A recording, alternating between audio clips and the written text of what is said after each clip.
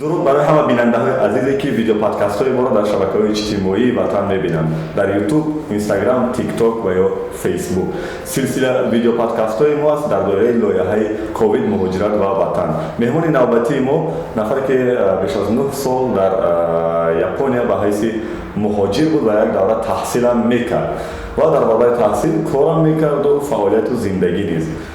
بیشتر از همه خودشون معرفی میکنن با اجازه نام نسب و سن سال و جای تولد این همش. سلام علیکم. من اسلام فیحیا. من اینستیتوت زبان‌های دوشنبه ختم کردم. سال 2008 رفتم ژاپن برای تکمیل اختصاص.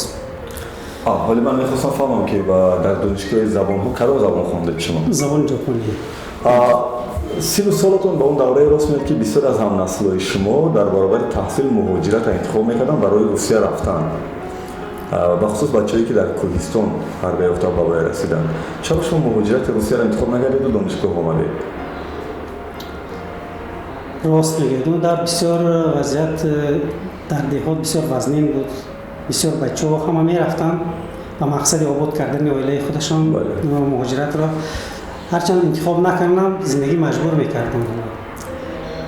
من خیلی با دستگیری یک نفر تمام که در دوشنبه کار و فعالیت میکنه در خانه اون کس استقامت کردیم و با دستگیری اون کس ما توانستم که مهاجرت نروم و دانشگاه را 5 سال خانه صاحب زبان صاحب کار شدم. وقتی که ما در نشست‌های هم‌صنفا و دوستا از دهه میشینیم سرجم میاییم بچه‌ای که روسیه میروند میآیند و بچه‌ای که تحصیل کرده هستند اونها علاقه صاحب ماشین میشن صاحب همسر خانه و در لباس پوشیشون فرق میکنه و شما در این وقت افسوس میخورید که برای چی رفتم روسیه؟ نه راست افسوس نمیخورم لیکن بله حاضر من دیر زنگ گرفتم. من تا ختم کردم دانشگاه دوشنبه رفتم و ژاپن اونجا صاحب کسب شدیم اونجا فعالیت کردیم اومدیم سال 2019 بعد صاحب فرزند شدم. این علاقه 34 سالگی من میشم. ولی در دوره اویله دورشوی چرا اکثر هم‌نسل‌های ما و شما که نسل قربان‌شده مهاجرت هستند میروند مبلغ هم میارن برای 3 کار صرف میکنن: تعمیر خانه، زن و ماشین. چرا خیلی در مغز ما این چیز قالب گرفته است؟ این به فکر من تاثیر جمعیت ما تاجیکان است که ما از همه درجه اول اویلا اولاد و نسل رو فکر میکنیم.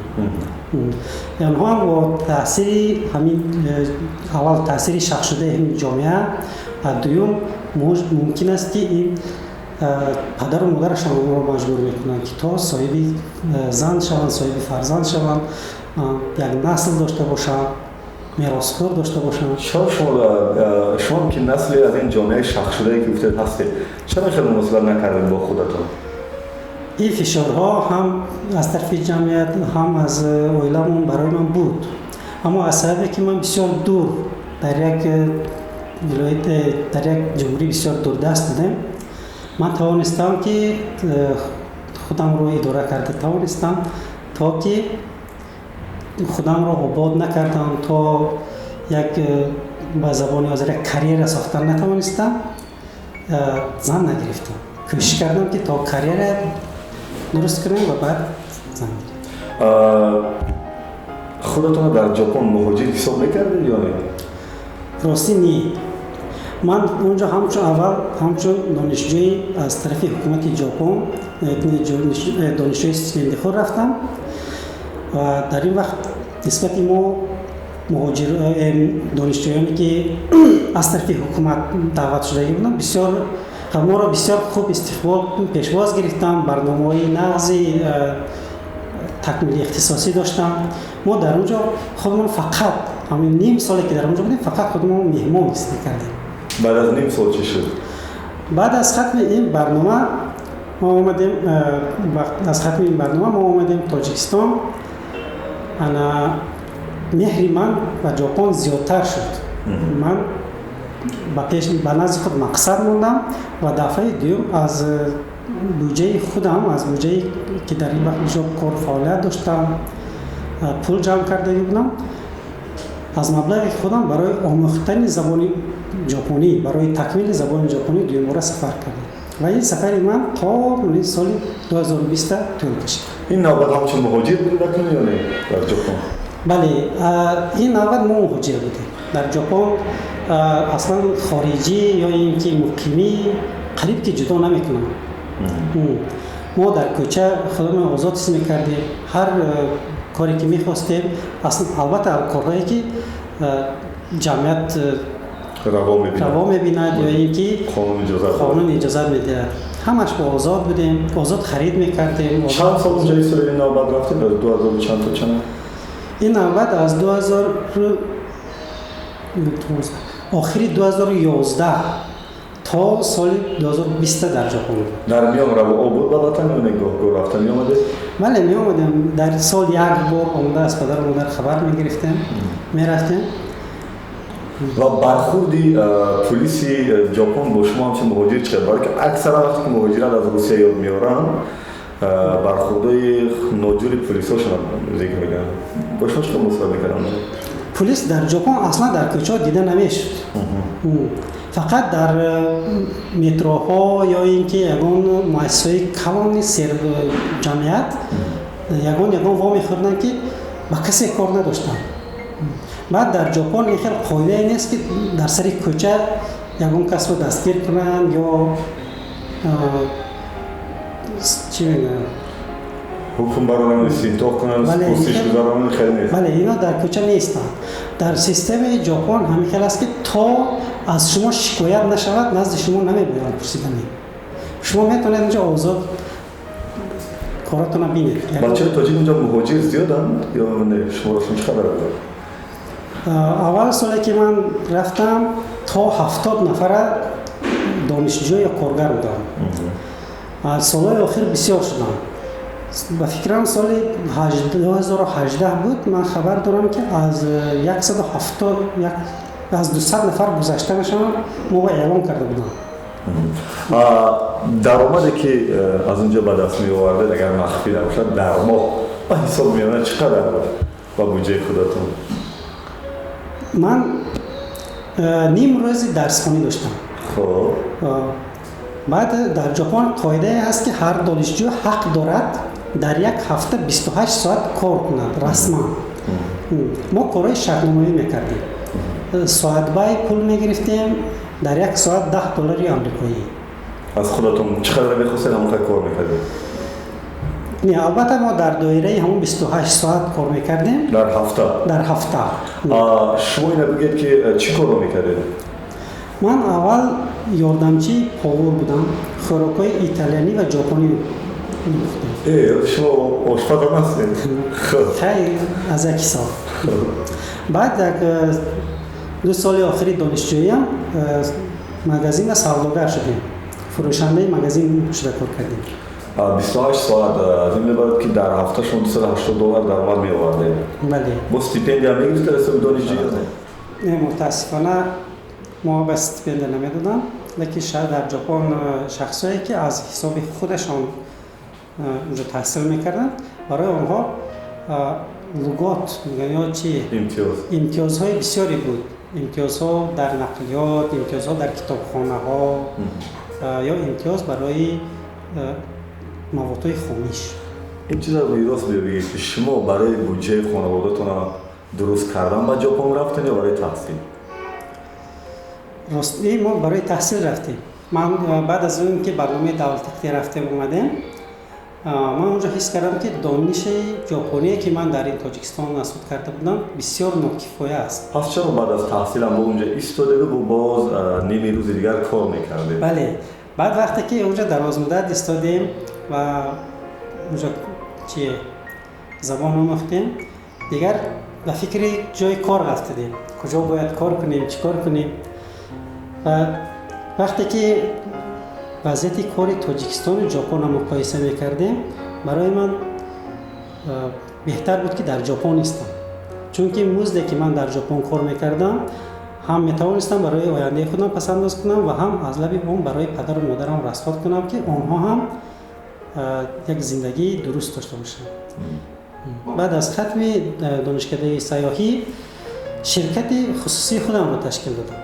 چه شرکت؟ شرکت شرکت مشورتی بود که برای ژاپنی ها درباره آسیای مرکزی، درباره فرهنگ، رسم و رسوم، سیاحت اینا مصلحت میداد و معرکه ها تشکیل میکرد. 2 سال فعالیت بود کرده چی؟ بله. با حیث رهبر؟ من بله هم رهبر بودم خودم هم کارگر بودم. چند زیر دست داشته چون؟ نه رسمی کارگر نداشتم. من خودم بودم و در حالتهای لازمه از دانشجوها و از قوت دانشجویان استفاده می‌کردم. در موقع چقدر به شما مراجعه می‌کردن؟ توجه چقدر بود؟ اصلا از شرکت‌های سیاحی چی میشد و ما درخواست می‌آمد من برای مهمان‌های شرکت‌های سیاحی برآمد می‌کردم یا اینکه تور پاکت‌ها اوید آسیای مرکزی یا مملکت‌های علاهیده ازبکستان، قرقیزستان و تاجیکستان تا ترکمنستان برای ساختن تور پاکت‌ها یاردم می‌دادم. 2020 شما تصمیم گرفتین که به تاجیکستان بیایید. چی سبب شد؟ شما البته در ژاپن کاری خودتون رو پیدا کردید و کار کریرتون رو شروع کردید ساختن رو. چی آمد تاجیکستان؟ خب از این پیش هم گفتیم که من دیر اویلادار شدم. این سبب اصلیش اویلادار شوی بود. ما بعد از تشکیل کردن کارخانه در ژاپن، بعد از صاحب کار شدن، بعد از صاحب مبلغی معین شدن خواستیم خانه‌دار شدم. البته که میخواستم که حاملت خودم و همسر من تاجیک باشد چون که من میخواستم در آینده بیام و در تاجیکستان در هتل خودم زندگی کنم. چرا ژاپنی نه عجیبه؟ آخر ما میخواستیم بیایم تاجیکستان زندگی کنیم. خب آمدید اینجا بعد سبب اومدن ما اویلادار شوی بود. ما اومدیم خیلی اینجا همسر ما با مصلحت پدر و مادر انتخاب کردیم، توی کردیم، گرفتیم. بعد از 3-4 ماهی توی ما بود که پاندمی سر شد. شما موندید؟ دیگر اینجا موندیم. اگر پاندمی نمیشه شما برفتید دوباره با ژاپن اویلتون گرفته؟ بله ما مقصد داشتم که باز رویم اویلوی اونجا کار و فعالیت ما باز دوام دیم کمتر زیادتر بقوتر شویم و زیادتر مبلغ به دست بیاریم. بعد میخواستیم بیایم با همون مبلغ‌های آورده ما در تاجیکستان یکم کارخانه تشکیل کنیم که تا یاردم ما بر پدر و مادر و جمعیت همون درست‌تر رسد. حالا این شرکت خوردی سیاحی که شما تأسیس داده این از نوعلاجی است پس که پاندمی شما تأسیس داده دیگه؟ نه این دوام همون برنامه‌های است. ما در ژاپن هرچند کارخانه داشتیم ما برنامه دراز مدت بود و میخواستم که یک چند کارخانه در تاجیکستان یا تشکیل کنم یا سرپرست شوم یا همکاری کنم. خود این یک تاست بله وقتی که ما اومدیم با سبب پاندمی در تاجیکستان موندیم تا حد امکان کوشش کردیم اول شرکت سیاحی اون چیزی که اختصاصی خودمون هست اول همین رو تشکیل کنیم تا دیدی نه برای سیاحت تاجیکستان بریم. در این دوره که شما که تأسیس داده این شرکت چند سال شد؟ 1 سال زیاد شده؟ 1.5 سال میشه. و چند سال رسونده؟ پاندمی خود درست که کم آمد سیاح ولی؟ نه سیاحی به یگان خدمت رسوندن نتوانستیم متاسفانه لیکن ما در داخل این داشتیم مرکز ترجمانی ما خیلی کار کرد. در تاجیکستان یگانه مرکز ترجمانی که زبان ژاپنی حجتای با زبان ژاپنی یا اینکه از زبان ژاپنی ترجمه میکنن. طلبات هستن بله. هر سال 5-6 نفر فقط از دانشکده انسای زبان‌ها برای آموزش به ژاپن میروند.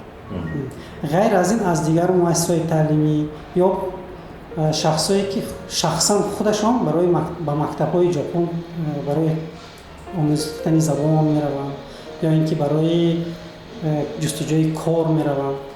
قریب همه ما نزد ما میان برای ترجمه کنیم. من تقریبا با درآمد شما در ژاپن آشنا شدم. میخوام برام مجلس کنم که در تاجیکستان درآمد هفته‌ای ماهانه شما چقدر است؟ با حساب میانه اگر مخفی نباشه.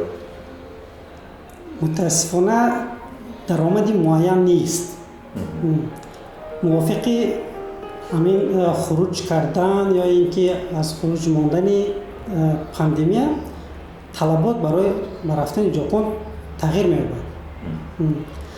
اول‌هایی که مثلا ما کارخانه تشکیل کردیم 6 ماه اول عموما درآمد کردن نتونستیم.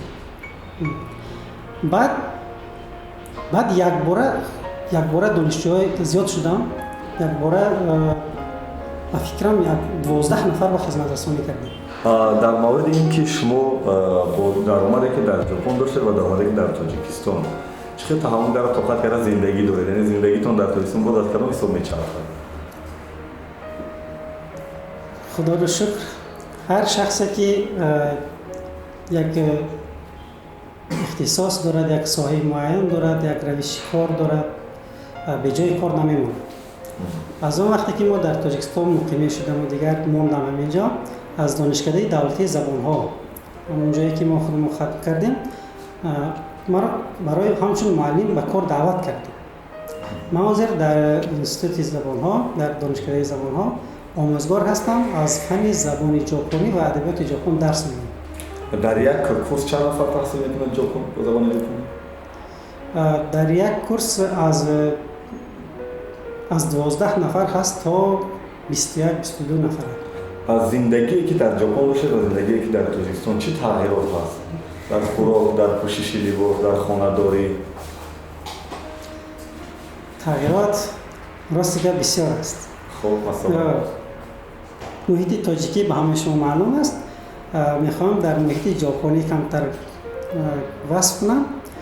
ما در ژاپن خوراک یا در خانه خودمون خوراک‌های ملی تاجیکی می‌پختیم یا اینکه از کوچه در کوچه خوراک‌های ژاپنی می‌خوریم. خوراک‌های ژاپنی بسیار کالری‌ناکشان موافق کرده شده و در دنیا آن خوراک‌های سالم می‌حسابند. از استعمال کم همه نمود غذاها یک لازمه گرفتن ممکن. در مسئله لباس چی تغییرات هست؟ در مسئله لباس راستی من چی در تاجیکستان بودم یا چیز در ژاپن اونقدر این شرط نداشتم. لباسم دایم هم در اینجا هم در اونجا فقط تاجیکی، همون تاجیکی که در دهه آموخته خیلی بود. مسئله خانه‌داری چی؟ خرج خانه چی فرق دارد؟ خانه‌داری در ژاپن بسیار بسیار بسیار خوب بود. من یک خانگی اجاره داشتم، بسیار خردکک تنگ بود برای یک کس، اگر همچون تاجی گیریم بسیار تنگ است، لیکن همه نوع اسباب‌های روزگار داشت. و از کافه کافه تیارکنی تا منطقه‌پزی و اوگراتونی کنی و همه انجامات داشتیم. در همون یک خانگاه؟ در همون یک خانگاه. اینجا چه خانگاه داریم؟ اینجا با حاضر در یک سه خانگاه استفاده میکنیم، اما از نیستی و ندارد. بله. وقتی که در ژاپن بوده بیشتر از همه چی یا کی شما را به یاد تاجیکستان می آورد؟ چی را می‌دیدید و کی را یاد می‌کردید در تاجیکستان؟ اول پدر و مادر. اصلا اول پدر و مادر، دادرها، برادرها. خیلی بعد همین جامعه تاجیک، خودی تاجیکستان. چی یاد می‌کردید؟ خب جامعه را چی یاد می‌کردید؟ پدر و مادر کی فهمو؟ جامعه تاجیکستان از ژاپن فرق در این است که در ژاپن مردم بسیار سرکار هستند. فقط به کارهای خودشان مشغولند. قریب که چهره کشاد اونها کم به نظر میاد. در تاجیکستان باشد همه چهره کشاد، همه وقت دارند که شما صحبت کنند، خندند. اگر روز من از شما پرسیدم که دوباره امکانیت شد و دوره پاندمی هم خیلی قسمت آخرش نزدیک شده است، خدا کنه که همین تمام شد، شاید فراهم بیاد، انتخاب شما ژاپن یا تاجیکستان؟ البته تاجیکستان باید باشد. لیکن ما کارهای ناتمام بسیاری دارم در ژاپن. میخوام روم اونها هم سرانجام کنم. ممکن 5 سال میشود یا چند سال میشود در آنجا ایستم. بعد البته آخرش میشود تاجیکستان. از طرف ژاپنش برایشون پیشنهاد شد شهروندی ژاپن رو گرفتن.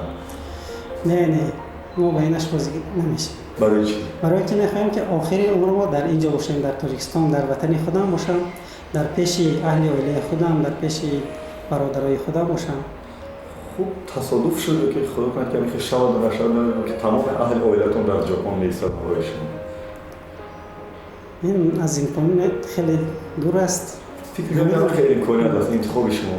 اگر عائله خودم یعنی خودم و زنم و کودکم باشه ممکن میتوانیم رویم اینجا، لیکن مقیم و دائمی نمیشه. چی یاد بگیرید؟ هم چطور کشور وطنمون تمام هر خیشتون با خودتون در ژاپن میگن که خونی ناف ما ریختگی است.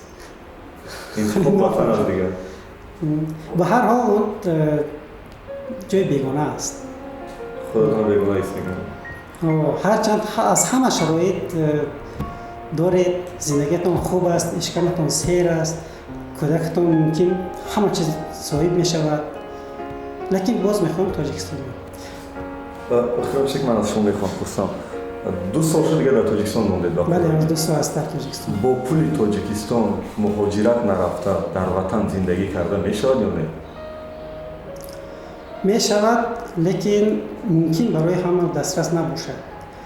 در تاجیکستان امکانات کار کردن بسیار است، هرچند که مبلغ کم به دست میبرید لیکن با اون مبلغ زندگی کردن ممکن. نه اون خیلی که به تلویزیون نگاه کنید و به هر چی حوستان رود.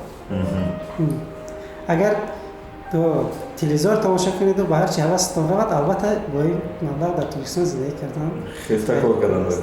بله. شما زندگیتون رفته ایستاده با پول تاجیکستان؟ خدا به شکر با پول تاجیکستان زندگی کرده ایستاده. هرچند که در ژاپن در خانه خودم کافه تیار میکردم، اینجا کافه را از مغازه میخریم. خب سلام باشین بیننده عزیز، شما شکلی پروژه صحبتی ما رو در نشر نوبتی ویدیو پادکست در دایره لایحه کووید مهاجرت و وطن دیدید که هم صحبت امروزه ما برادرمان یحیی بودن و خواهش و آرزو و هوس من همین است که یحیی من بعد به ژاپن همچون سیاح برود و هیچ وقت دیگر در ژاپن نماند، همیشه در تاجیکستان باشد، برای که وطن و تاجیکستان به چنین کادرهای واقعا ارزنده نیاز دارد. خودتان احتیاط کنید و همیشه پیگیری صفحه‌های رادیو وطن در یوتیوب، فیسبوک، اینستاگرام و تیک تاک بمانید. حرف دیگر گفتنی بده؟ نه تشکر که ما یاد کردید اومدید. سلام. مدار. زنده باشید.